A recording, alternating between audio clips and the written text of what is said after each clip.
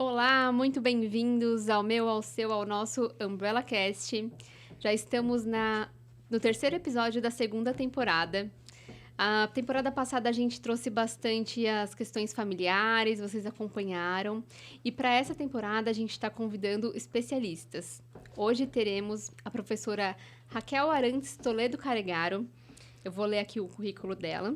A Raquel, ela graduou-se em Letras pela Universidade de São Paulo, Português e Russo em 2011. É mestre pela mesma instituição na área de Literatura e Cultura Russa, em 2015. Atua como professora de Língua Portuguesa na rede particular de ensino desde... ensino, ponto. Desde 2015, ministra cursos livres na área da literatura russa. É autora de material didático e conteúdo didático na área de literatura para diversas editoras e atua também como tradutora do russo e editora de livros. Bem-vinda, Raquel. Conta Oi. pra gente a sua expectativa para esse episódio. Queria agradecer muito pelo convite. Estou muito feliz de estar aqui, muito feliz de que a gente vá ter esse espaço para conversar sobre educação, sobre os jovens, sobre os adolescentes. Acho que é um assunto muito importante e que eu espero poder contribuir com vocês hoje. Muito obrigada. Que honra, né? Sim, Luciana de Rosa. Olá, tudo bem? Sejam bem-vindos. Eu estou muito feliz que você veio, Raquel. Obrigada. A gente tem altas expectativas para o canal. Nós somos bem jovens, 6 meses aí na estrada, mas a gente já viu o seu perfil maravilhoso no Instagram. Sigam a Raquel. Sim. Depois a gente coloca lá para vocês no comentário. @Ratoledo. Isso, não é rato lendo, aparece às vezes isso, não. Não tem nenhum Porque rato. é literatura. Sim. Ratoledo. Pois é. Muito bom. E eu aproveito também para contar para vocês que a Raquel ela foi entrevistada para o meu canal, que é o Criticamente, e lá ela vai contar tudo o que motivou ela nessa escolha da carreira, né? Ela cursou letras e aí depois se envolveu aí com a literatura russa. É uma curiosidade que eu sempre tive e aí vocês vão ficar sabendo também. Bom, vamos lá. Esse episódio, ele é direcionado para pais e educadores, né? A gente vai olhar para esse tema tão importante e entender melhor, buscar entender melhor o que compete à família e à escola quando se trata de educação, né? Esse tema, ele acabou surgindo... Na primeira temporada, a gente fez um episódio especial que foi com a nossa supervisora, a doutora Silvia Marina de Melo Paiva, e lá surgiu esse tema assim: precisamos repensar a educação a partir dos terríveis acontecimentos que aconteceram nesse ano de 2023. E isso nos fez pensar, então, né, o que compete aos pais e à escola, como que isso está sendo manejado, o que do mundo contemporâneo tem impactado essa dinâmica. E eu vou introduzir, assim, exatamente o que deveria ser papel da família, o que deveria ser papel da escola. Então, vamos lá, vou virar ampulheta, começando. Então, a família, enquanto uma instituição fundamental, ressaltamos o seu papel crucial na educação e formação de indivíduos, considerando sempre as suas particularidades, diferença cultural, de acesso e suporte do Estado. É esperado que a família tenha condições de favorecer uma socialização primária, ou seja, transmitir normas, valores, costumes e comportamentos que são considerados adequados em sociedade, moldando a identidade e as atitudes das crianças e jovens. Um segundo ponto que compete à família é o apoio emocional e afetivo, sendo o seio familiar em suas diversas constituições um ambiente que as crianças esperam encontrar amor, cuidado, compreensão e suporte emocional. Esse apoio emocional fortalece a autoestima, a confiança e o bem-estar dos membros da família e impacta diretamente seu processo de aprendizagem e desenvolvimento. Mais um ponto que compete à família é a educação informal. Isso inclui conversas, histórias, tradições, valores, enfim, tudo que é transmitido, né, e que vem através do exemplo dos pais ou cuidadores. Então, a família promove, portanto, o aprendizado prático, a socialização, o desenvolvimento da linguagem e outras habilidades essenciais para a vida cotidiana. E aí eu faço uma pausa, né, para justificar o nome que eu escolhi para esse episódio, que é Entre a Teoria e a Prática, né? Porque é isso, assim, na teoria é lindo, né? A escola, a família podendo prover tudo isso. Mas a gente sabe que na prática os atravessamentos, né, do dia a dia acabam impedindo. E aí a gente vai pensar, então, papel da escola nisso e o que está sobrando também, né, para esse papel. Falando um pouco, então, da educação formal, né? Eu não poderia começar senão considerando que essa é atravessada por questões políticas e ideológicas e que tem como consequência uma constante mudança nos projetos pedagógicos. A questão a ser levantada é o quanto uma educação bancária, ou seja, aquela que deposita o conhecimento e forma a mão de obra, contribui para a manutenção de uma educação desumanizada e que tira os jovens do lugar de sujeitos das suas jornadas de conhecimento e os coloca em um lugar de objeto.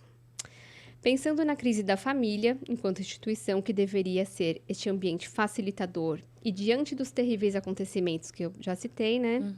Como consequência disso, a gente tem que a escola, né? Ela vem servindo de anteparo para isso que talvez a família não está conseguindo dar conta, né? A gente percebe diariamente nos nossos consultórios esse emaranhado, né, da relação pais, educadores e instituição, né? Chega, os pais trazem, porque a escola chamou, a gente tem que conversar, é uma situação que compete a essa educação que precisa ser feita dentro de casa, enfim. Caso a caso a gente vai percebendo essa questão acontecendo. Essa disparidade, né, também. A gente imagina que pais estão preparados, né, e a gente tenta se preparar para ser pai, para ser mãe, e não tem uma fórmula, né? Então, quando chega esse momento, é um momento que, principalmente na adolescência, vai rompendo uma série de questões que a gente não vivenciou até então. A responsabilidade é muito grande, né? Sim. Então, o que eu vejo é que cada vez mais a escola está tentando dar conta, né? Como eu falei, servindo de anteparo. E aí eu acho que a gente pode formular a primeira pergunta para a nossa convidada, né?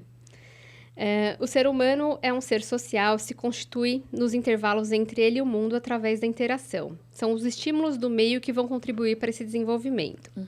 Raquel, conta pra gente na sua prática quais os recursos que você utiliza e que estão em função do contexto citado, ou seja, aquilo que vai para além da educação formal. Certo. É muito interessante, Esté, tudo isso que você diz no começo, quando você fala sobre a família, o papel da família, o papel da escola. Eu acho que isso nunca esteve tão confuso, do meu ponto de vista. Eu acho que é muito importante também fazer um recorte que eu trabalhei em escola pública durante um período muito curto da minha formação, então foi só durante o meu período de estágio obrigatório na universidade, e quando eu entrei para o mercado de trabalho, eu já entrei direto em escolas particulares. Eu trabalhei, na primeira escola que eu trabalhei foi a escola onde a gente estudou, e em seguida fui para outras escolas, mas sempre no contexto particular. Acho muito importante fazer essa ressalva, porque é quase outro mundo. Sim. Não melhor, não pior, quer dizer, às vezes melhor, às vezes pior, definitivamente outro mundo, né?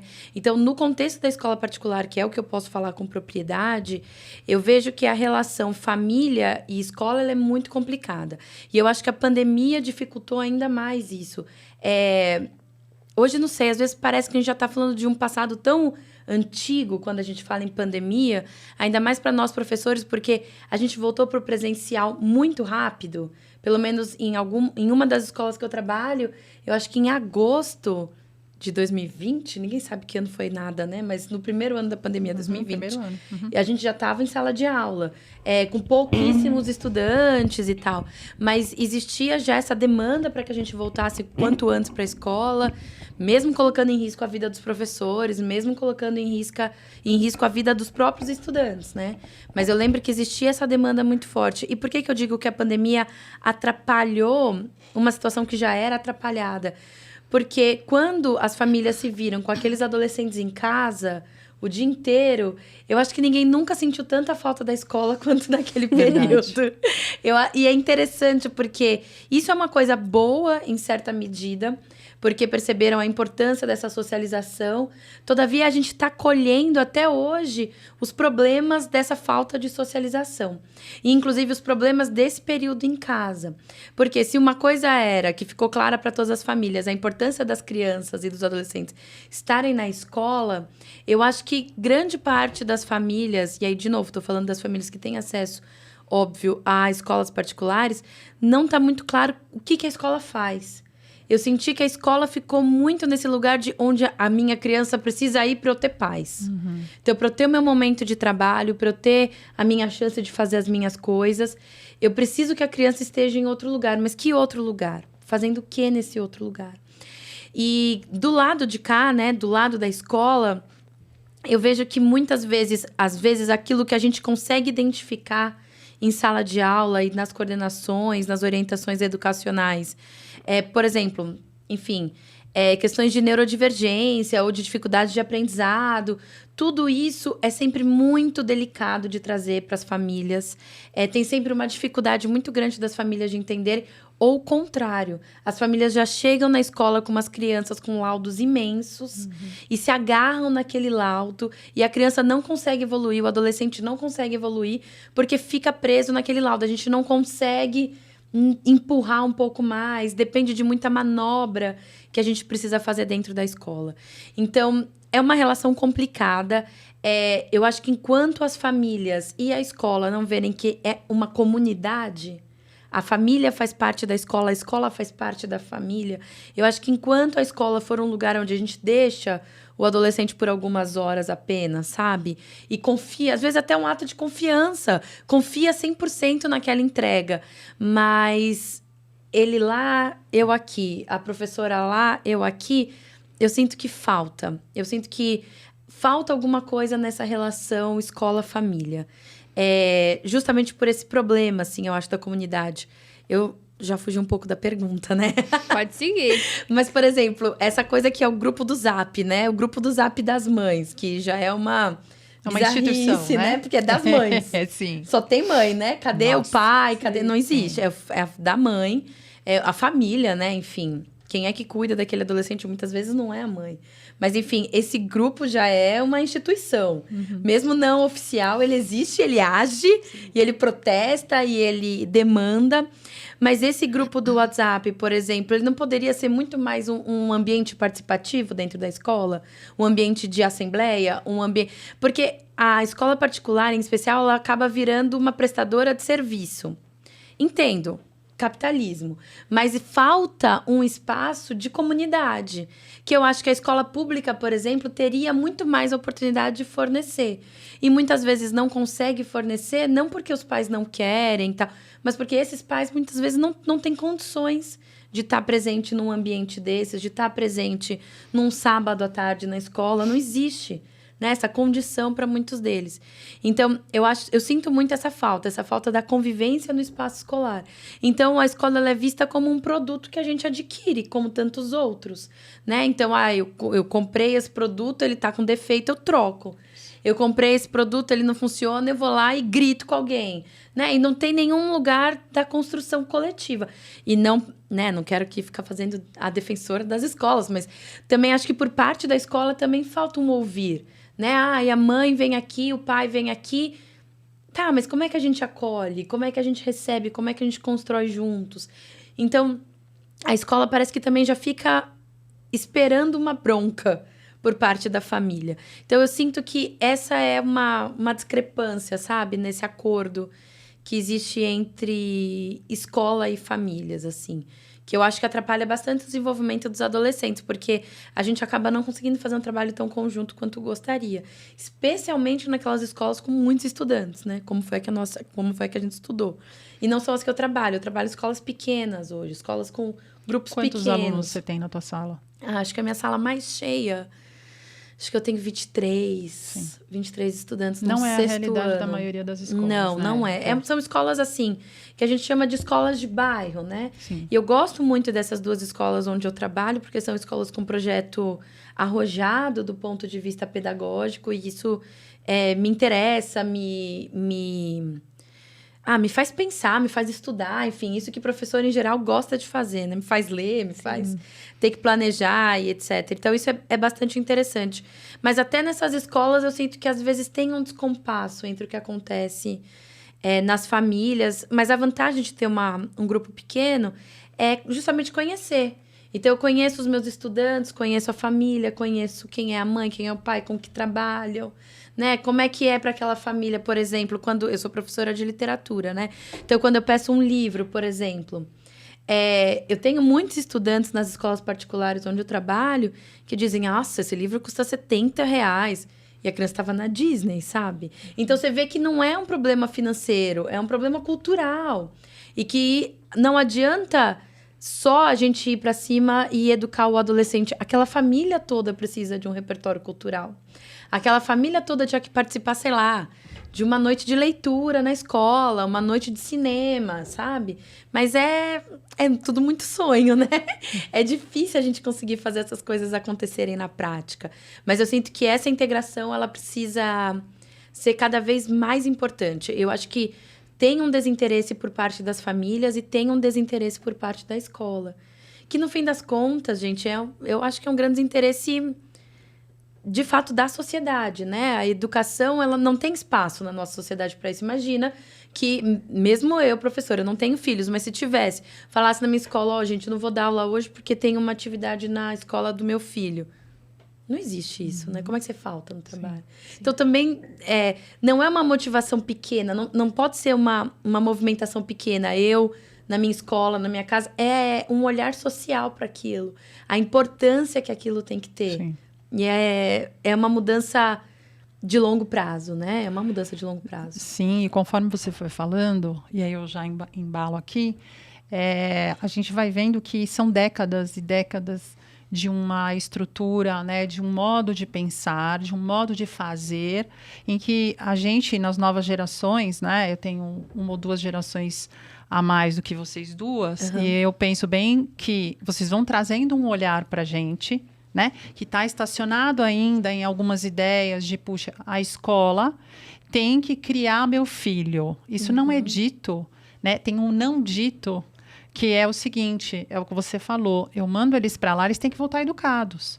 Mas vamos lá, educação, ela tem que começar na família, no berço, né? Papai, mamãe, e não importa, né? A gente está falando de N tipos de família, de formação de família, né? Mas que você que é responsável por aquela criança, aquele adolescente, você é responsável para fazer com que esse cidadão se forme em 360 graus, em todos os campos da vida. E o que a gente vê, quando você cita a pandemia, eu fiquei pensando o seguinte, por um lado, a pandemia ela dificultou o nosso campo de troca, né? Porque antes a gente abraçava, num olhar você já sabia, né? Ou então pega na mão, o corpo fala muita coisa, né? Mas quando você está numa pandemia, onde você tem que se reinventar, eu acho que, por um lado, tem esse lado da falta, que é a falta do outro, né? Muita gente adoeceu por conta disso, mas, por um outro, tem o lado da conveniência. E eu acho que esse afastamento da escola também aconteceu na pandemia. Porque a gente não estava preparado para isso. Eu trabalhei num projeto, eu não sou psicanalista desde sempre, eu tenho alguns anos de percurso, e trabalhei no mercado corporativo. E eu trabalhei numa empresa que fazia comercialização de chips para a gente colocar nos celulares e nos computadores. Para uma escola de Barueri, da prefeitura, a gente colocou para 2.000 alunos poderem fazer as aulas online. Foi um projeto, a gente está falando de um Brasil, né? E a gente vê o quanto foi necessário. Sendo que em 2 anos, né, você falou 2020, a gente ainda recentemente estava em pandemia, em 2 anos os pais tiveram que se adaptar dentro de casa com filhos, né, de várias idades, muitas vezes crianças, bebês, né, que não tinha uma creche para deixar. E a gente está falando não só da classe mais abastada, a gente está falando de toda uma sociedade, né, com segurança. Então, quando você pensa na escola, sim esse porto seguro, que eu acho que as famílias pensam, né? Eu vou colocar meu filho lá porque eu fiz uma entrevista, converso com a professora me dá um feedback, eu recebo um bilhetinho e está indo tudo bem. Não funciona assim, né? Eu acho que parece que vem fatiado, né? Isso. Cada um no seu quadrado, né? O que a gente quer é tirar as paredes desses quadrados e fazer uma integração. E eu fiquei feliz quando você disse, poxa, um olhar de professora, né, de docente, que é o seu, conseguir identificar os outros dois lados, né? Você está falando de uma cadeira e a gente tem a cadeira dos pais e a cadeira da instituição. Sim, acho que os pais, culturalmente, exigem da instituição, puxa, eu pago e eu quero uma prestação de serviço. E é muito subjetivo, porque a gente está falando de criança, a gente está falando de um ser humano, né? E que cada um vai ter um tipo de educação, né? E o professor também, né? Ele tem filhos, ele tem casa, ele tem, né? Sim, a tem sua as motivação demandas, e suas demandas para estar ali. Então, é complexo e Umbrella, a nossa união, nós três, a gente vem pensando como a gente pode ajudar as instituições a estarem num lugar onde a gente faz a ponte, né? Então, a instituição não vai dar conta de tudo. Não. Os pais precisam de ajuda, né? Para ajudar as suas crianças. A gente não tem formação para isso, né? Claro. Porque por mais...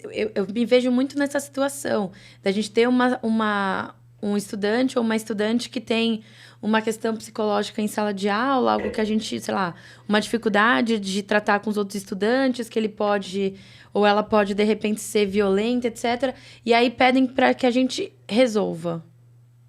Como? Sim. Eu não sei. Eu me formei em letras. Sim. Né? Exato. Assim, eu faço uma faculdade, uma licenciatura, que é um curso rápido. Eu vou estudar muito pouco de psicologia. Tudo que eu vou saber é por conta própria, por estudo meu, por interesse meu, de resolução de conflitos e coisa desse tipo. Então, também tem essa questão, né? O quanto que a gente consegue formar o professor e, até mais, o quanto que a gente também não sobrecarrega o professor, às vezes, com demandas que ele não vai conseguir dar conta de resolver. Mas você acha que tem que ser o professor, Raquel? Olha, eu acho que depende da situação. Tem situação em sala de aula que a gente tem que saber resolver. E não é resolver o conflito imediato. É disso que eu estou dizendo. A gente tem que conseguir resolver o conflito imediato. A gente tem que conseguir trazer uma paz momentânea de volta para a sala. E eu acho que isso é o nosso papel. De mediação, de certa forma. Mas existe um outro trabalho por trás que aí precisa ser feito por uma pessoa que é especialista, um profissional especialista, com certeza. Mas existe cada vez mais essa demanda pelo profissional que seja, além de docente, também tenha esse olhar para as emoções, né? Para a educação socioemocional, esse tipo de coisa que tem crescido cada vez mais, inclusive em demanda pelas famílias, né? Porque muito isso... Volta à pandemia, né? A pandemia fez com que muitos adolescentes perdessem o vínculo com a instituição. Sim. Muitos. Então, não foi um caso que eu tive nessas escolas pequenas que eu trabalho. Não foi um caso ou dois que eu tive de estudantes que desconectaram do processo. Sim. Não entregaram nenhuma atividade, por exemplo. Não se envolveram em nenhum momento. Não apareciam nas aulas online. Complicado. Porque... a família em casa, ainda mais quando é um adolescente, você não tem muito o que fazer. Você vai pegar a pessoa, muitas vezes maior do que você, botar na cadeira. Não tem. Você precisa trazê-lo à consciência da importância daquilo. E se você não consegue fazer aquilo, porque muitas vezes os próprios pais e mães não sabem por que aquilo é importante. Por que tem que ir para a escola? Cansei de situações assim, sei lá... Você está ensinando alguma coisa em sala de aula e o estudante levanta a mão e diz, mas por que eu tenho que saber isso? Meu pai falou que não é importante. Meu pai falou, sabe? Então, percebe que é muito mais complicado, né? Complexo, do que uma situação única.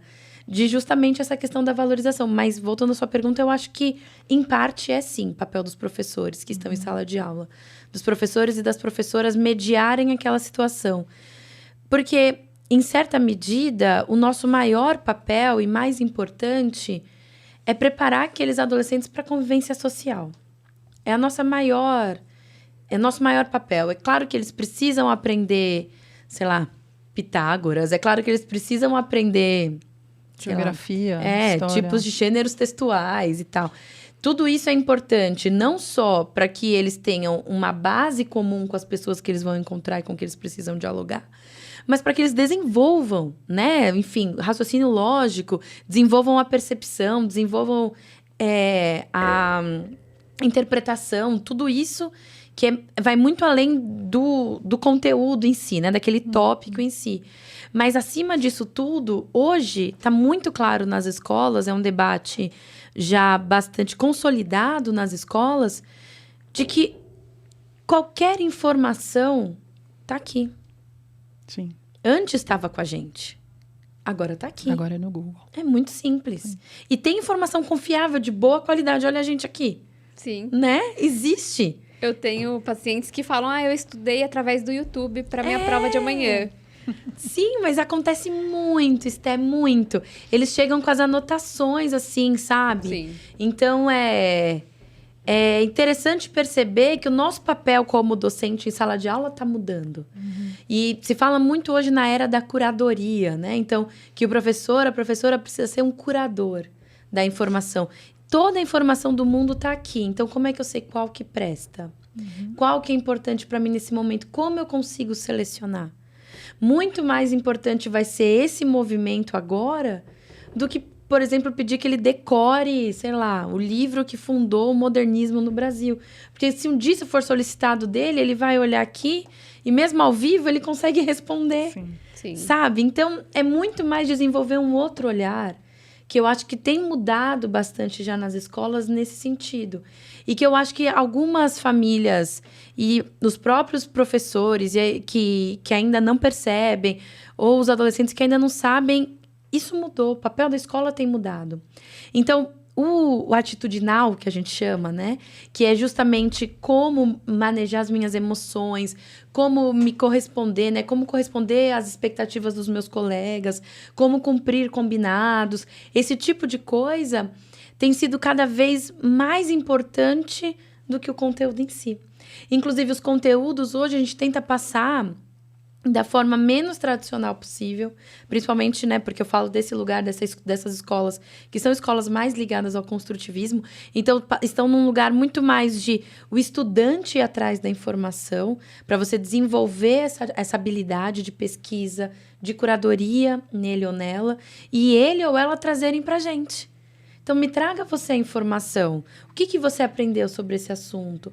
Vale muito mais uma roda de conversas em que eles tragam a pesquisa deles do que as minhas lousas, que eram lindas, maravilhosas, coloridas, mas já não valem mais muita coisa. Sim. E vai deixando o sujeito bastante independente já, né? Exatamente. Acho que a gente pode pensar que eles possam ser sujeitos de suas jornadas de aprendizagem, Exato, né? exato. E esse mesmo percurso que ele deveria ser, né, propício a percorrer, a gente pensa que em relação aos pais e essa dinâmica, então, né, dessa tríade pais, educadores e alunos, o que acontece ali, pensar se a escola está sentindo essa demanda de que tem que olhar para as questões socioemocionais, ela agarra isso e tenta de alguma forma dar conta. Eu vejo que muitas vezes de forma despreparada coloca ou impõe para os professores que estão ali no tete a tete, né?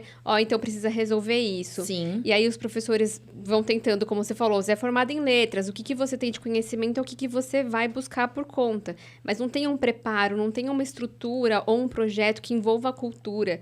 E é isso, para que também, tanto a escola quanto os professores sejam atuantes nessa jornada de entender agora esse novo papel de socioeducação emocional, né?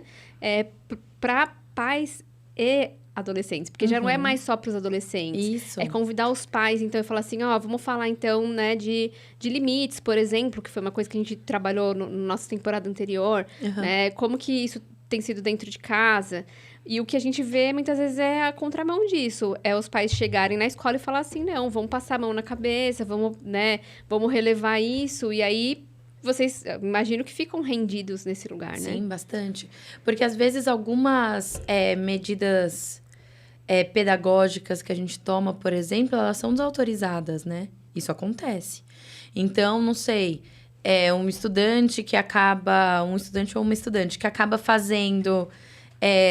enfim, uma atitude inadequada, alguma coisa assim na escola, e recebe um tipo de punição prevista no regimento escolar, e que chega na família, tadinho, tá aqui Não é um pra celular tanto. novo, sabe? Ou, a professora implica comigo. Eu já ouvi isso. Acontece. E aí, eu vou sempre tentando convidar o adolescente a se pensar nesse lugar de estudante e o quanto ele tá consciente desse papel dele, né? Então tá, eu já falei isso em outro episódio, implica com você, mas como que é você na sala? Né? Você cumpre as atividades, qual que é a importância disso, né? Justamente para ele poder falar, eu acho um saco essa aula, tá bom, mas Claro. você precisa cumprir isso. Eu sempre falo com os estudantes, né? Gente, professor é bicho carente. Ninguém vira professor porque não quer ser amado. Todo professor quer ser querido. É um caminho de afeto mesmo. Então, assim, eu já ouvi muito esse discurso de, fulano implica comigo. Reverte. É muito fácil. O professor tá pronto para pensar o contrário, né? É claro que eu falo muito de um lugar médio, né? A gente vai ter professores e professoras que vão, de fato, estar sobrecarregados, que não vão ter paciência, que vão já pensar, esse aí eu sei que já não dá mais, essa aí já desisti. Claro que acontece. Sim. Mas é aí que entra também a autonomia. Não importa o que o professor pensa de você ou deixa de pensar. É a sua caminhada que importa, né? Então, é isso que... Gente, é a vida adulta. Imagina se eu for pensar agora se meu chefe gosta ou não gosta de mim, né? Se me acha legal, se quer conversar. Não, o que interessa é que ele veja aqui se meu trabalho está bem feito ou não. E meu trabalho vai falar por si. É simples. Quando o trabalho não fala por si, se alguma injustiça acontecer, isso é fácil de você levar para alguém poder... perceber, apontar, né? Você fala, o trabalho que eu entreguei, a nota que ela me deu, isso é tão simples, né? Então, é você se apoderar de fato, né? E perceber que essa é a sua jornada. Não importa. É isso que eu sempre digo. Eu falo para os meus estudantes, gente, é claro que eu quero que vocês gostem de mim, mas não precisa. Hoje, e outra coisa que a gente aprende muito como professor e professora, né? A gente não pode se apegar. E é muito difícil pra mim, meu Deus. Mas a gente não pode se apegar, porque hoje eles gostam de você, amanhã você é a bruxa. E aí depois vira de novo, e aí você é a má. Então é tudo muito volátil no mundo adolescente, assim. E faz parte. Eu era assim também. Então é como acontece. Eu acho que a gente precisa sempre manter esse distanciamento. Eu acho que talvez esse seja o mais desafiador, né, para os professores e para as professoras em geral. A gente precisa manter um distanciamento, mas tem uma proximidade junto. Tem um olhar profissional que é sempre aquela história, né? E a gente escuta muito isso na escola. Você é o adulto da relação. Você precisa, né, manter a calma. Porque às vezes a gente perde, né? Sim. E aí você sempre precisa dar aquela respirada, vem aquele mantra. Você é o adulto da relação e tal. Mas, ao mesmo tempo, você tem que conseguir se emocionar com eles. Né? Tem a hora de ser o adulto e tem a hora de ser adolescente junto, né? Ser professor é uma coisa muito rejuvenescedora, assim. Então, você tem que ter essa via de duas mãos, né? Com os estudantes, porque o conhecimento, o aprendizado, eu acredito muito assim, ele nasce do afeto. Ninguém aprende nada que não gosta. Nossa, eu odeio isso. Sei lá, você pode aprender uma coisa rápida, mas logo você vai esquecer, aquilo não vai ter significado nenhum na sua vida. Agora, para estudar uma coisa que você gosta. Você não vê o tempo passar. E todo mundo tem alguma coisa que gosta. Nem que seja do professor ou da professora. Sim. Né? Então, que não goste de ler. Mas pensa, é prova da Raquel, ela vai me olhar com uma cara de decepção, sabe? Então, é aí que eu tento ganhar. A Raquel é sedutora, né? Ai, meu Deus. Tô amando aqui, quero voltar ao meu tempo. É aí que eu quero ganhar o estudante, sabe? Sim. E você falou num tema que eu achei interessante, esse descolamento que vocês precisam ter como professores, como os docentes do pedaço, mas os pais não conseguem também, Raquel. Então, a gente recebe muito em consultório. O pai, a gente falou inclusive no episódio 9, sobre o limite. O pai e a mãe não conseguem colocar limite muitas vezes, porque se houver este afastamento, né, de um lugar onde eu preciso educar e eu preciso formar essa pessoa e colocar para ela o que é sim, o que é não, né, e o porquê disso, que eu acho que é básico, né? Por que não? É aquela pergunta que começa desde os 5, 6 aninhos de idade e não para, né? Não. Por que eu não posso? Por que não para mim? E os pais se colocarem num lugar de paz e não de amigão, ou sou amigo do meu filho. Por quê? Pelo medo do desamor, que é o que você falou agora. Puxa, nem que seja para a professora Raquel, vou fazer a prova dela, deixa eu estudar um pouco, ela é tão legal. Uhum. É por isso, né? O afeto, ele vai se enfronhando na gente, desde o início, né? Uhum. E quando você vê que não tem essa relação, tem um ou outro aluno que você percebe que tem uma condição diferente, pode parar para ver que tem alguma questão lá atrás acontecendo. Uhum. Porque é pelo afeto que a gente pega, né, o bichinho e bota ele de pé. Então, vamos lá, vamos fazer. Agora, muitos pais chegam em consultório dizendo, eu não sei como lidar com o meu filho, ele está muito rebelde. Ele está aborrecente, o que é pior, né? Porque você vai dando... Rótulo. Exato. Você vai rotulando seu filho e seu filho chega na escola e volta com outros rótulos. E aí vira uma confusão, né? Então, assim, é muito importante ter esse descolamento de se olhar como eu sou a professora. Você disse no comecinho, pessoal, ela disse que ela é muito brava. Duvido, viu? Mas ela disse que ela é muito brava na sala de aula, né? Porque é colocar esse lugar de um saber. De um saber, não porque você sabe mais, mas de um saber eu sei que vai acontecer. Então, você vai mal na prova porque você não estudou. Então, vamos lá, vamos fazer o beabá, vamos fazer aquilo que é necessário, né? Porque você vai entregar, vai dar tudo certo, né? Em casa, a mesma coisa. Vamos fazer direito? Né? Só que há um limite, que eu não posso fazer com que você passe por esse limite, porque senão você vai se dar mal, né? E a gente ouve muito assim, não aceitam um não. Mas não aceitam um não porque talvez você não tenha conseguido se colocar numa posição onde explique, onde o implique, né? De que é não e tem um porquê, né? Muitas vezes o pai e a mãe vai flexibilizando demais e vira aquilo, tipo, faz aí, tá tudo certo. E eu acho que é muito de um cansaço, né? É muita coisa para todo mundo fazer. E assim, eu não quero chegar em casa e ter que fazer lição com meu filho. Tudo bem, a gente espera que a escola ajude a criança, o adolescente, a se resolver a partir dos 7, 8 aninhos de idade, começar a se resolver sozinho, né? Aí fazendo suas atividades sozinho. Mas não é só atividades da escola, né? Tem o inglês, tem o futebol, tem uma série de outras atividades que a gente vai também introduzindo para eles, né? Para que eles possam dar conta de mais. Né? E a gente precisa pensar em talvez retroceder um pouco isso. Sim. Não exigir tanto de si mesmo e do seu filho, né? Essa questão do afeto, ela é bastante interessante, porque eu vejo, assim, que na docência existem 2 caminhos, assim. Os 2 bastante questionáveis na atitude do profissional docente. Um é ser o legalzão, como você disse. Não, na minha aula... tudo bem, eu sou legal, não sei que sou amigo do estudante, tenho no WhatsApp, encontro fora da escola, tipo, um adulto e uma pessoa de 14 anos. Eu acho bizarro. Mas existe isso, tem esse lugar, e tem o lugar do contrário, do tipo, gente, daqui a pouco eles vão se formar. Você já desapega, você já nem quer aquele afeto, tipo, quero só terminar esse dia.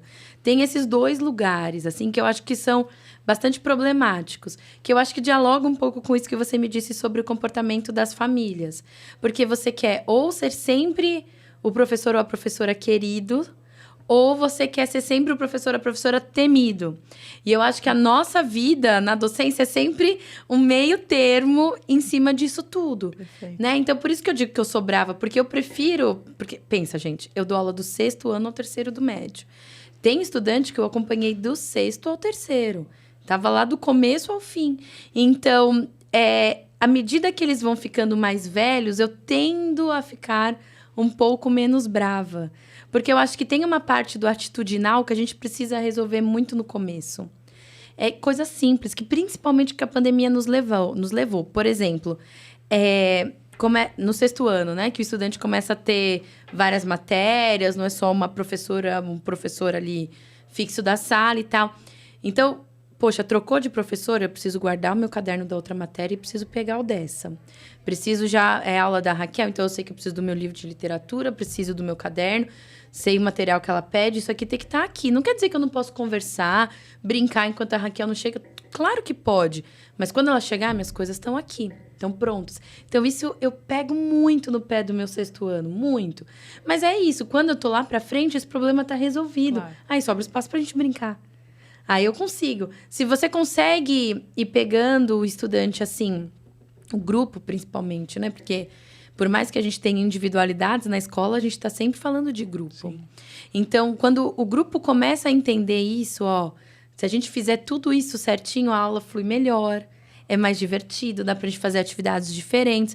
Agora, se a gente faz uma atividade diferente e depois não consegue, por exemplo, socializar o que a gente aprendeu. Então, a gente fez alguma atividade ali em grupo. E aí, depois tinha um momento da socialização. E foi um caos, ninguém conseguiu voltar, ninguém conseguiu guardar o material, pegar o que precisava. Enfim, aconteceu alguma coisa complicada. Então, já se sabe que vai demorar para uma próxima vez acontecer. E aí, a gente tenta de novo e aí se aponta. Olha, por que ficou tanto tempo sem? Vocês lembram daquela vez? Então, a gente precisa ir construindo esse atitudinal escolar, esses procedimentos.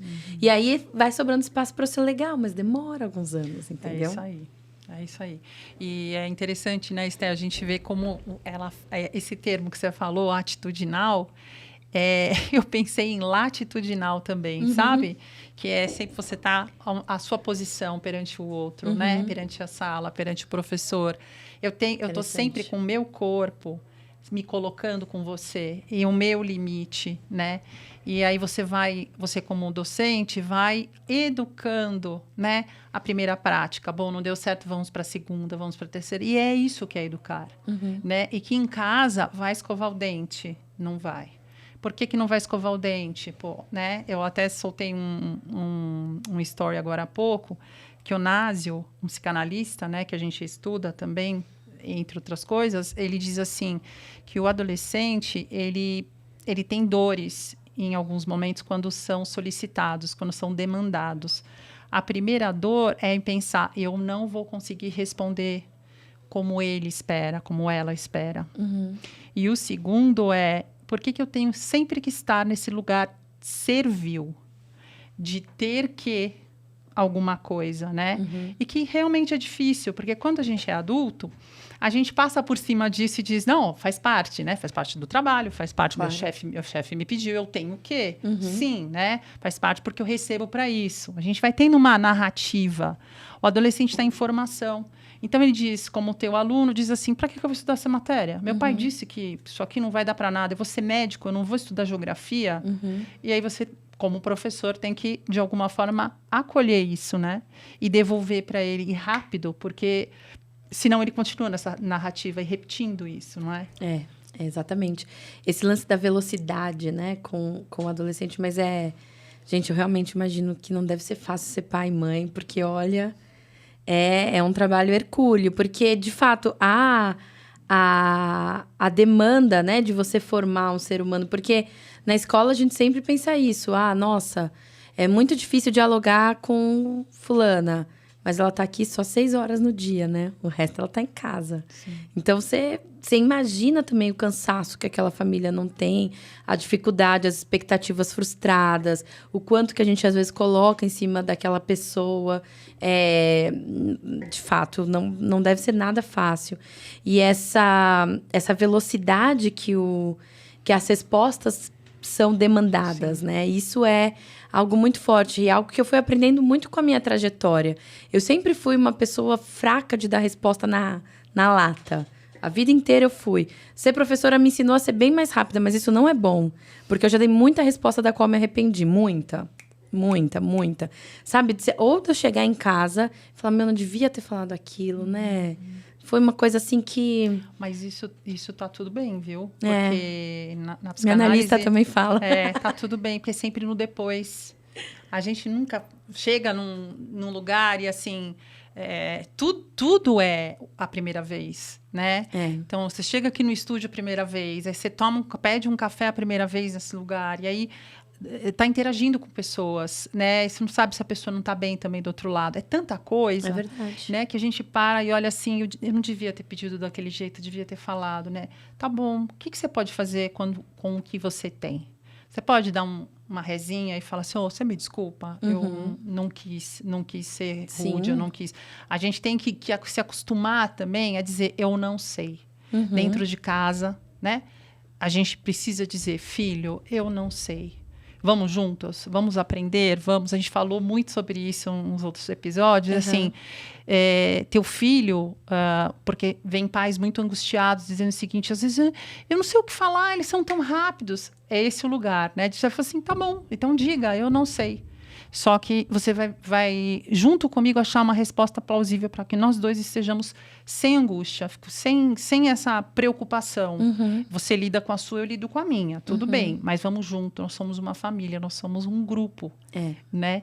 E é difícil, mas quando a gente para pensar que o profissional, nós, psicanalistas, a gente, num atendimento familiar, a gente escuta e a gente está ali com um propósito, que é o propósito de dar a fala e a sinalizar a escuta de ambos os lados, a própria análise acontece sozinha. Porque é o que a gente não faz dentro de casa, né? Infelizmente. E essa culpa, né? Que eu imagino que acompanha as famílias e certamente acompanha os professores. Você pensa, por que, né? Essa história, por que eu falei isso? Por que... E aí você pensa, poxa, então eu vou ter que voltar e pedir desculpa. Sim. Vou ter que fazer esse movimento, né? E às vezes o estudante fica passado, né? Tipo, nossa, minha professora tá me pedindo desculpa. Você fala, fiz besteira, não devia ter falado com você daquele jeito. Acho que a situação toda foi péssima. Então, esse tipo de momento, assim, é bastante importante. E com isso eu fui também aprendendo que, no fim das contas, isso que eu achava que era um defeito meu de não saber dar resposta na lata, hoje eu acho que é até uma qualidade, Sim. sabe? Acho até uma coisa boa. Porque às vezes é isso, a gente quer tanto conseguir aquele respeito daquela pessoa que interpelou a gente, você quer tanto dar uma resposta ali na hora, mas, na real, o silêncio, às vezes, é a melhor resposta. É a pessoa pensar naquilo que ela falou. É muito bonita essa sensibilidade que você vai trazendo.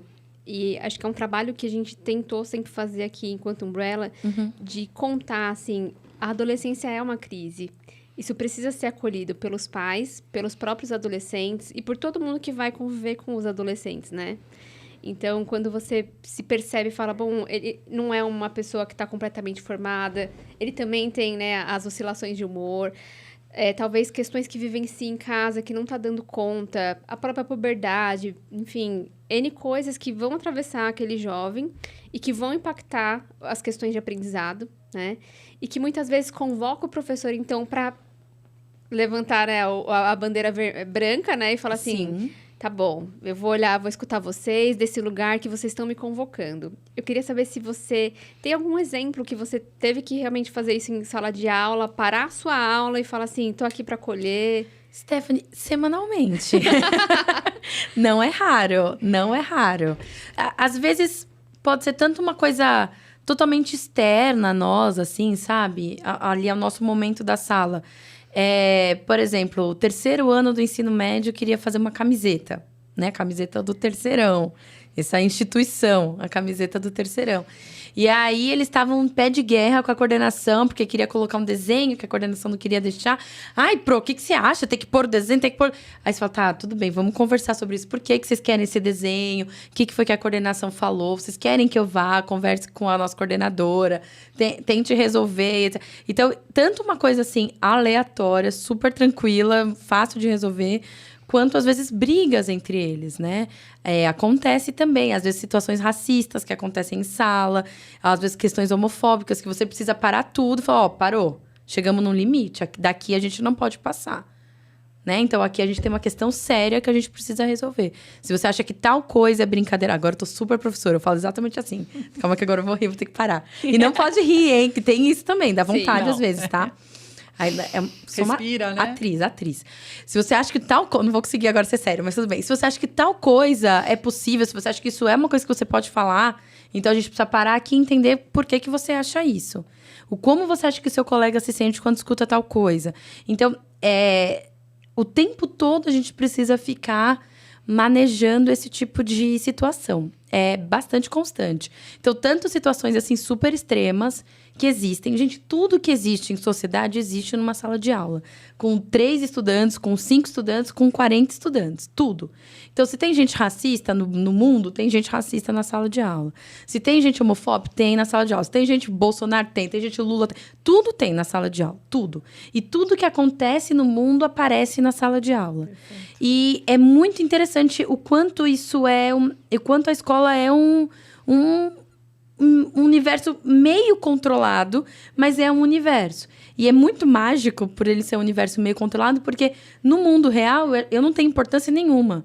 Mas na escola, eu sinto que eu consigo ainda mexer alguma coisa, né? Para quando aquilo virar, de fato, aquelas crianças e aqueles adolescentes forem para o mundo, a gente conseguir, aos poucos, consertar certas coisas que existem.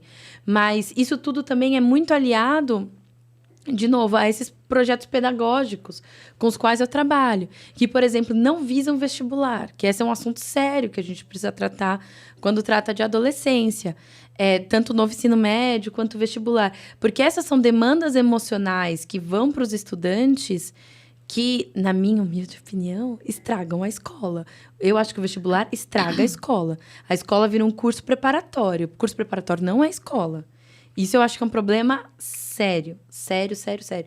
Aí, a minha visão é muito anárquica, assim. Eu sou pelo fim do vestibular, absolutamente. Mas, enquanto a medida da escola for aprovação no vestibular, enquanto a medida na escola for nota no Enem, aí não estamos falando de escola, estamos falando de outra coisa. Então, existe essa questão que eu acho que é bastante sintomática, porque eu posso parar minha aula a qualquer momento para resolver qualquer questão, porque eu sei que esse conteúdo que eu perdi, que eu não pude dar naquele momento, eu vou poder dar em outro momento. Ou se, de repente, esse conteúdo que a gente precisou suspender aqui nesse momento, ele vai virar uma atividade para casa e não vai ser um conteúdo tão dado, porque outra coisa mais importante apareceu. E, às vezes, quando a gente está com essa demanda de vestibular, nada é mais importante que o meu conteúdo. E aí, não é escola, é outra coisa. Então, esse olhar, que eu sinto que, às vezes, muitas escolas elas vão ser, assim, muito formadoras, muito humanizadas até o 9º ano. Chega no ensino médio, a coisa muda, a figura muda. Vira a chave, né? Vira a chave. Eu acho tão problemático, que o vestibular é essa moeda de troca. E, ao mesmo tempo, por mais que nas escolas onde eu trabalho hoje não exista essa demanda por vestibular, ela é um anseio das famílias. Mesmo que a família diga, não, coloquei meu filho, minha filha nesse colégio, você já sabe que a família sabe do que ela tá, onde ela tá indo, né? Não é enganada, mas, poxa, você tem que fazer uma escolha por aquele adolescente, né? Porque você sabe, se ele quiser ser médico, ele vai fazer aqui todo o ensino médio e vai fazer mais 3, 4 anos de cursinho. Não tem o que fazer. Uhum. Aí ele vai fazer 3, 4 anos de um curso preparatório. Então, é uma decisão que você faz. Ao mesmo tempo, se você colocasse esse estudante num outro colégio, talvez ele tivesse a chance de passar direto. Mas é aí, né? Pelo que menos escolha ele é essa, teve né? essa formação, ele vai ser muito provavelmente um profissional humanizado, porque ele foi... É o que eu acredito. Né, foi incentivado a ter um pensamento crítico, ele teve outras habilidades desenvolvidas, né? Que o cursinho não vai desenvolver. Não vai. Ao contrário, muitas delas o cursinho vai destruir. Sim. Eu sei porque trabalhei já há muitos anos em cursinho. É uma realidade. O cursinho porque vai o cursinho ficar não na educa, competitividade. né? Não. A escola educa. É competitividade, pais, né? Enfim, é uma falta de ética absoluta. É bastante complicado o ambiente de cursinho. Então, é muito importante que a gente se atente a isso, né? E ao mesmo tempo é isso. Quanto mais escolas como as que eu trabalho existem, mais cursinhos vão existir. Porque o vestibular está aí. Ele é um dado da realidade. Né? A gente não consegue apagar. É complicado. Enfim, todos esses assuntos que a gente está tratando são complicados, né? Porque quando a gente trata de educação, a gente trata de formação, não existe uma resposta única. E não existe uma resposta privada. Eu, pelo menos, vejo muito que a educação ela perde muito no Brasil por não ser uma política de Estado firme. Né? A gente tem essa dificuldade de implementação de coisas nacionalmente. O novo ensino médio é uma prova disso. O quanto que está sendo complicado, o quanto que não vai ser revogado. Imagina, anos de trabalho de pesquisadores sérios que fizeram um trabalho sério e que, na hora da aplicação, o negócio ficou muito solto, deu muito errado, só está aumentando as desigualdades. As escolas voltadas para vestibular fingem que aplicaram o novo ensino médio, então, com o mesmo conteúdo, só que com outro nome. Algumas escolas mais sérias tentam fazer algumas coisas. As escolas que têm mais dificuldade, escolas com menos recursos financeiros e algumas escolas públicas, não tem como entregar conteúdo, não tem como entregar professores, não tem material. Pensa que situação complicada. E o estudante angustiado. Você vê os relatos no Twitter, dá vontade de chorar. Sim. Né? Porque é isso, eles falam, tô em ano de vestibular, sempre ele, e não tô tendo aula para isso, não tenho recursos para fazer esse vestibular. Se já era difícil para mim, estudando escola pública, agora é impossível, eu não tenho mais aula de física. Então, é muito complexo. Mas essa ideia, né, da escola como um lugar de educar até o final. Sim. Né? E não só uma parte da escola, mas até o final. Eu sinto que isso faz diferença. Então, eu consigo parar qualquer momento, em qualquer aula, em qualquer turma, por quantas aulas forem necessárias, para poder fazer essa intervenção. Que é algo que, por mais que, sei lá, tenha coordenação, tenha orientação, é verdade. Esses instrumentos existem. E eles têm a coordenação, vai ter uma relação diferente com aquela turma do que eu tenho. Não melhor nem pior, apenas diferente. Né? Dependendo do perfil do coordenador ou da coordenadora, pode ser uma relação muito amorosa, muito positiva, mas é diferente. Sim. Ainda é mais... a distância hierárquica ainda é maior, né? Do que com o professor e com a professora. Então, eu me sinto muito próxima dos meus estudantes para fazer essas intervenções, né? E é muito engraçado, porque quando eu comecei a dar aula... Não faz muitos anos, não. Porque antes eu trabalhei muito no mercado editorial, mas eu acho que deve ter uns 10 anos que eu trabalho quase que só como professora, assim, a maior parte do meu tempo. Como professora em escola. Eu comecei, então, eu tinha uns 25, 24 anos. Eu era muito jovem. Meus estudantes me achavam muito jovem. Hoje em dia, eu já não sou mais tão jovem. Eu sou mais velha que muita mãe, né? Então, tem essa distância. Porque antes eu ganhava pela juventude. Né? Então, eu sabia do que eles estavam falando. Sim. A gente estava na mesma internet. A gente já não está mais na mesma internet. Sem dúvida. Né? Já dividiu. Às vezes, eles me ensinam algumas coisas, mas eles não me ensinam tudo. Sim. Né? Então, já existe essa... Mas tudo é uma coisa muito doida, assim. Mas uma coisa que, para mim, é muito particular da minha prática. Mas tudo que eu faço é para construir pontes com o estudante. Uhum. A roupa que eu uso para ir para a escola, as palavras que eu escolho para falar... Tudo isso eu tento criar pontos. Os exemplos que eu uso são sempre para criar essas pontes de confiança. Porque por cima dessa ponte vai passar tanto conhecimento que eu quero passar. Eles vão confiar em mim quando eu falo, esse livro é legal. É difícil, mas é legal. Confia. E aí eu sei que eu ganho essa confiança. Tanto para a gente poder trocar.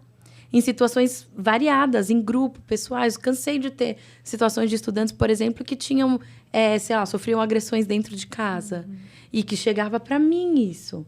E, ao mesmo tempo, eu também preciso saber até onde é o meu alcance, né? Sim. Essa é uma outra questão. Sim. Porque a gente vê muito a imagem do professor, da professora, sei lá, professora em Helena, professora da TV, professora que vai na casa do... Isso não existe.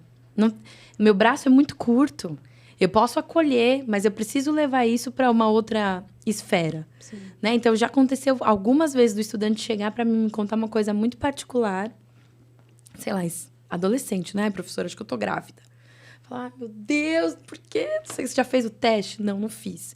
Falei, tá, então eu vou comprar o teste. Você faz o teste e você depois me conta. Tá bom, combinado.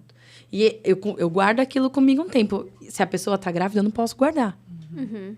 Né? Sim. Ela vai ter que... Eu não vou ser eu que vou contar pra mãe dela, mas eu vou ter que incentivá-la a contar. Sim.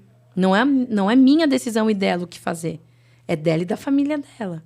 Então, existe esse momento em que você precisa se afastar. Que também é bastante delicado, bastante difícil. Eu já tomei muita bronca, assim, de coordenação por ser muito próxima, sabe?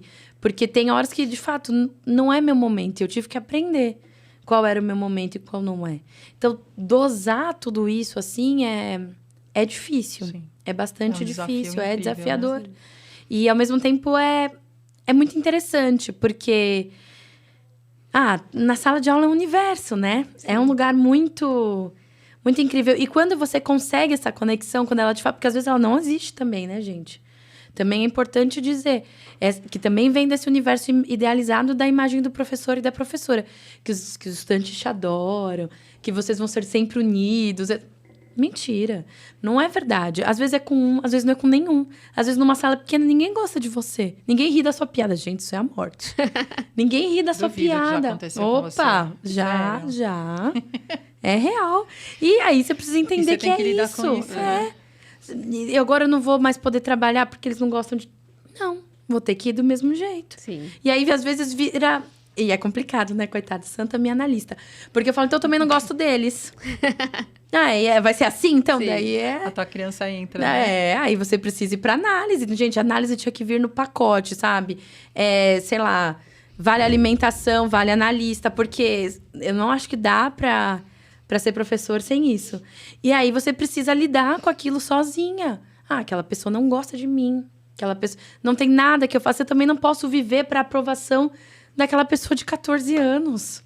Sabe? E aí, na análise, muitas vezes você descobre que não é sobre você, é uma questão dela com a escola ou com os educadores, com os professores, né? Total. E aí você consegue se distanciar disso Mas para conseguir... o professor que quer ser amado, ele sofre para entender isso. Sim. Que não é sobre ele. Sim. Que não tem nada que eu possa fazer.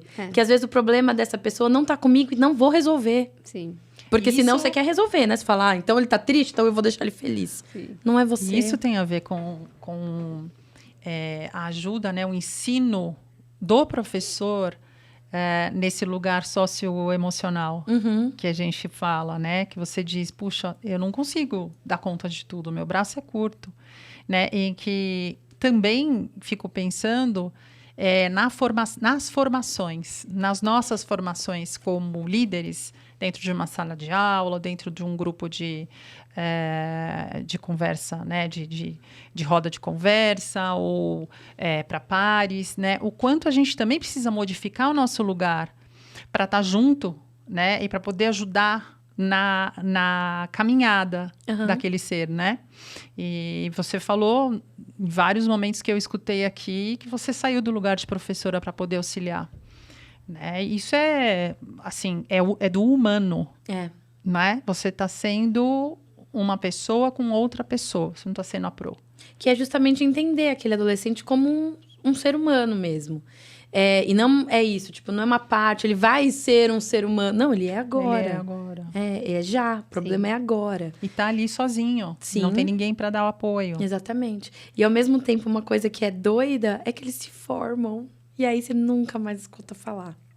Isso é doido. É o luto, né? Tem um Instagram agora. Eu demorei. Mas é outra relação. Aquilo que a gente teve ali Sim. foi muito mágico e acabou. Que lindo. E ter que viver isso Sim. também é difícil. Eu já sofri também. Hoje já tá um pouco melhor. Mas até isso, você precisa dosar o afeto. Sim. Eu acho que durante algum tempo eu não sabia, não. Gostava tanto daquelas crianças, falava, meu Deus, e aí foi embora e acabou. É um pedacinho que vai faltar, né? E é isso, a gente fica com as memórias, eu deles, eles de mim, eu não tenho nenhum controle do que eles vão lembrar de mim, se vão, se não vão. Então, você também não pode se apegar. Às vezes você quer se consolar, fala, não, vão. Mas você não tem nenhuma garantia disso, né? Nada. Então, E outra coisa que também, quando eu disse dessa questão de não conseguir alcançar, outra coisa que a gente sabe, o professor sabe, esse é o nosso trabalho. Não pode deixar de ser trabalho. Isso também eu acho que é uma coisa muito séria. Porque é uma questão dos afetos, é um lugar de afetos, a escola, mas é sobretudo o meu trabalho. Então, eu não posso passar do que é a minha designação do meu trabalho. Sim. Isso eu acho que, às vezes, é demandado até pelos próprios professores, sabe? Sim. Justamente, de novo, por causa daquela imagem que a gente tem do que é ser professor ou professora. Cria-se um ser de luz que não tem uma conta para pagar, que não tem uma louça para lavar, que vive para ajudar. Sim. E não é verdade, né? Não é a realidade. Então, a gente também precisa saber que o trabalho ele tem um limite, ele vai ser feito dentro do limite do trabalho. Já que a gente está falando de limites, tem o nosso também. Sim. Inclusive com as famílias. Né? Eu posso dizer certas coisas para as famílias, mas nem tudo pode ser dito. Tem esse lugar na escola? De poder dizer, como você está dizendo para nós, contando do seu posto. Olha, eu tenho dificuldades, eu não consigo... Se nas escolas tem um lugar para os professores serem ouvidos, em geral, não. Não. Não existe. Eu acho que em alguns momentos a gente tem conversas, mas... É isso, acho que são conversas, às vezes, com os nossos superiores diretos. Não é exatamente o tipo de conversa... Que muitas vezes também não sabem como resolver aquilo. Por isso que eu falei da questão da análise. Esse lugar que você tem seguro de troca com o analista que eu sinto que faz toda a diferença, né? Que sinto que me ajuda a entender. E me ajuda a entender justamente isso. O meu limite, até onde eu posso ir. Qual é o lugar da escola na minha vida? Porque a escola já foi o tempo todo, da hora que eu acordo até a hora que eu vou dormir. Agora já não é tanto. Então, eu vou encontrando dentro da Raquel. A Raquel não é só professora. A Raquel não é só escola. Eu sou também, Sim. mas não sempre. E não para sempre, eu não sei por quanto tempo. A escola é muito demandante. Eu fico fazendo as contas aqui pensando, eu vou me aposentar com o quê? Com 70 anos? Porque quando aquela professora foi assassinada por aquele estudante, eu vi muita gente falando, nossa, que linda, trabalhando com... Né? Ela era idosa. Gente, é horrível. Imagino. É horrível. E a sala de aula demanda. É um trabalho braçal. Braçal. Então, é difícil isso. E ainda por cima, não quero fazer aqui Muro das Lamentações, mas acho que vocês me deram espaço, eu vou falar. Mas é isso. O professor é muito desvalorizado. É um clichê absoluto, mas é verdade. Quando eu falei que a gente voltou a trabalhar no meio da pandemia, antes de restaurante. Sim. Sabe? Eu acho que só trabalhou nessa época, assim, enfim... as Empregadores, pessoas, professores... empregadas domésticas, né? Pessoas que são claramente abusadas no seu lugar de trabalho. Sabe? É isso que aconteceu. E a escola hoje é um lugar insalubre de trabalhar. Em qualquer nível. Em qualquer escola. É um lugar insalubre. É um lugar onde você pode morrer. É um trabalho que é risco de vida. Você nunca sabe se o estudante vai estar armado ou não. Olha que coisa louca. Sim. E é a realidade. Não é uma ficção. Não é uma... Sabe? Pode acontecer a qualquer momento. Não é mais, né? É. Talvez em algum momento Tenha a gente sido. pensasse, né? Uhum. Mas eu acho interessante lembrar que você fala, né? Que precisa ter esse lugar de congruência, assim, sabe? Que todos possam falar, pais, instituição e professores, sobre o que acontece. E talvez esse seja um lugar interessante dentro da instituição, né? Onde o professor, a instituição, obviamente a instituição como base, né? Ajudando vocês com um certo respaldo, a colocar questões como você colocou abertamente aqui, para os pais, e que esses pais possam devolver e dizer, entendi o seu lugar, entendi a sua dificuldade, né? Porque aí só assim a gente vai conseguir construir algo. E aí a gente volta para aquela ideia de comunidade, Sim. né? Eu acho que a gente pode, infelizmente, ficar por aqui. O papo foi muito bom. Agradeço muito pela generosidade de você contar esse mundo pra gente. Você realmente se abriu, trouxe aí as dificuldades e a sua visão riquíssima. Acho que vai ser muito importante a gente poder conseguir colocar isso online aí para quem, né, poder acessar, sejam pais, sejam professores, sejam diretores de escola, para ter essa sensibilidade, essa percepção. E o que ficou para mim foi justamente aquele ditado africano que é preciso de uma aldeia para criar uma criança, né? Então é isso. A escola tem a sua função, a família tem a sua função, mas se a gente não der as mãos, a gente não vai conseguir. Nossa, eu agradeço muito também. Gostei muito de vir aqui. Gostei muito de falar sobre esse assunto com vocês. Me senti muito acolhida. Você vem de novo, né? Claro, então vamos dar as mãos. Adorei. Eba! Adorei te conhecer. Também adorei. Muito bom. Obrigada. Você realmente passa pra gente, assim, tudo que a gente precisava ouvir. A gente já está há algum tempo fora da escola, né? Mesmo que sejam pais e eu sou tia. E eu fico pensando que essa sensibilidade, ela pode acontecer a cada momento, né? Há tantas situações, há tantos dias que nós nos pusermos neste lugar de vamos fazer como uma comunidade, como você disse. Parabéns, né? Pela sua postura, muito bom. Agradeço, gente. Foi ótimo. Obrigada. Tchau, gente. Até a próxima. Vou deixar o cardzinho para Raquel, pro episódio da Raquel contando sobre a escolha profissional dela. Tchau. Beijos. Tchau.